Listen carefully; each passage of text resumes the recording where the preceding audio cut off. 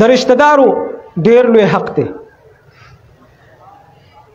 کله چې الله پاک دا مخلوقات پیدا کړل دا رشتہ داری هم پیدا کړه نو دا رشتہ داری را پاسې ده او د عرش ستنې ونیوله او یا الله زما حق تلفي به کېږي نو څوک چې زما حق تلفي کوي هغه سره بیا ته څه کوې؟ الله پاک ورته فرمایل څوک چې ستا حق تلفي کوي ستا حق نه ادا کوي ای رشتہ دارې نو زه به د هغه حق ادا نه کوم زه به د هغه مغفرت ونه کوم. نو د رشتہ دارو حقوق ډېر زیات دي. پیغمبر علیه الصلاۃ والسلام تر د ابو لهب انتهایی اذیتونه او تکلیفونه پیغمبر علیه الصلاۃ والسلام ته ورکړو. دوه زامنو د هغه یو عتبه او یو معتب په دواړو باندې د پیغمبر علیه الصلاۃ والسلام دوه لوڼه واده وي. کله چې پیغمبر علیه الصلاۃ والسلام د نبوت اعلان وکړ نو ابو لهب راولګېد او خپلو بچو ته یې وویل چې که زما بچی نو د پیغمبر علیه الصلاۃ والسلام دې لوڼو ته طلاق ورکړي. نو هغوی راولګېدل د پیغمبر علیه الصلاۃ والسلام دواړو لوڼو ته طلاق ورکړ. انتهایی د دوک او د افسوس خبره وه. د دغې ابو لهب یو لور وه. کله چې پیغمبر علیه الصلاۃ والسلام مدینې منورې ته هجرت وکړ نو دغه لور دره رضی الله تعالی عنها دا مسلمانه شوه او چې کله اسلام راوړو نو مدینې منورې ته لاړه نو پیغمبر علیه الصلاۃ والسلام د هغې د استقبال دپاره بار راووته.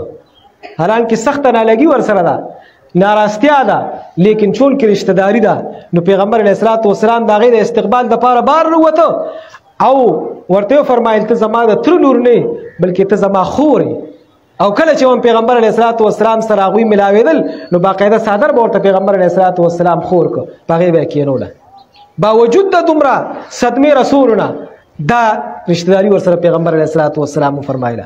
او کله چې فتح مکه وشوه او پیغمبر علیه الصلاۃ والسلام فاتحانه انداز سره مکې معظمې ته داخل شو نو دا عتبه او معتب دا پیغمبر علیه الصلاۃ والسلام ته مخامخ رالل. اوس په کار خدا وه چې دوی ته سزا ورکړې وه خو پیغمبر علیه الصلاۃ والسلام هغه ځان ته رانږدې کړل او په دواړو باندې لاسونه واچول او هغې دواړو اسلام قبول کړ. په دواړو باندې لاسونه واچول او صحابه کرام رضی الله تعالی عنهم فرمایي چې پیغمبر علیه الصلاۃ والسلام دومره خوشحاله د دوی په اسلام راوړلو باندې چې دومره خوشحاله موږ مخکې چېرته نه لیدلې. په دواړو باندې لاس واچو او حضرت عباس رضی الله تعالی عنه د پیغمبر علیه الصلاۃ والسلام چې ترو هغه مخې ته راوستل او دا به فرمایل پیغمبر علیه الصلاۃ والسلام دا زما د تره زامن نه دي دا د ابو لهب اولاد نه دی بلکې دا زما وروڼه دي. یو طرف ته دغه رویه وه بل طرف ته پیغمبر علیه الصلاۃ والسلام دا حسن سلوک و.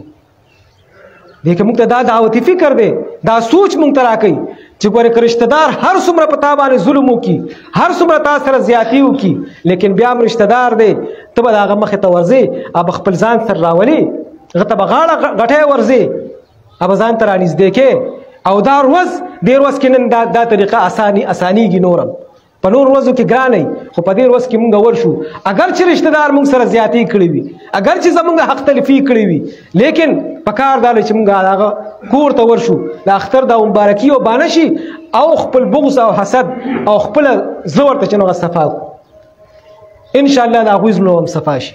نو چې مونږ پهل وکړو نو یو د دویم حق هغه د رشتہ دارو دی چې هغه مونږ وپېژنو او په هغې باندې عمل وکړو. او دریم حق بیا د نورو مسلمانانو دی.